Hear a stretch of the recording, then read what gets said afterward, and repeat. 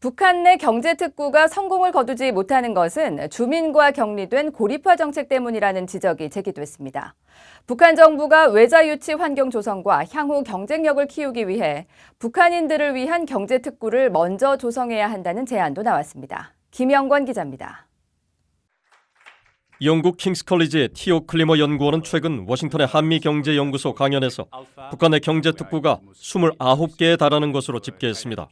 북한은 김정은 정권 출범 이후 경제특구를 크게 확대하고 외자 유치를 위해 안전보장과 토지 사용료 면제 등 여러 파격적인 혜택을 제공한다고 선전했지만 성공 사례는 사실상 전무하다는 평가가 나옵니다. 클리머 연구원은 북한 정부는 국제사회의 제재 때문이라고 주장하지만 정보 통제 등 북한의 운영 방식이 외자 유치의 걸림돌이라고 지적했습니다. You can talk to people working on the ground, managing special economic zone programs in the DPRK and not knowing that 5, 10, 15 kilometers nearby there is another special.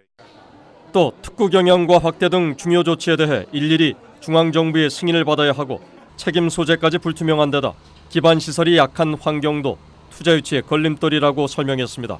외국 기업들에게 자율권을 주는 게 중요하다는 지적도 나옵니다.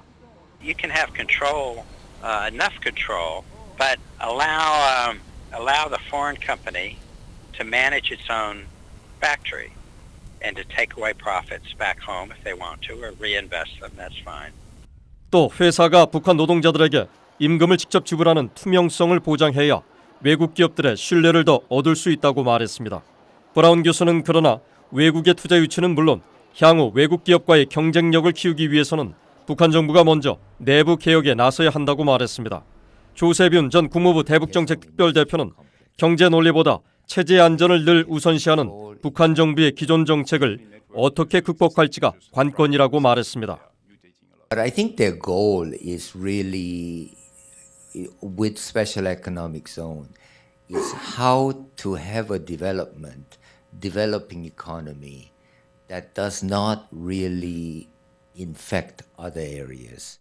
전문가들은 중국이나 베트남식 등 어떤 모델도 북한 정부가 선호하지 않기 때문에 북한의 구체적 요구를 경청하며 국제 경제 추세를 적절히 반영한 접근이 필요하다고 말했습니다. BA 뉴스 김영권입니다.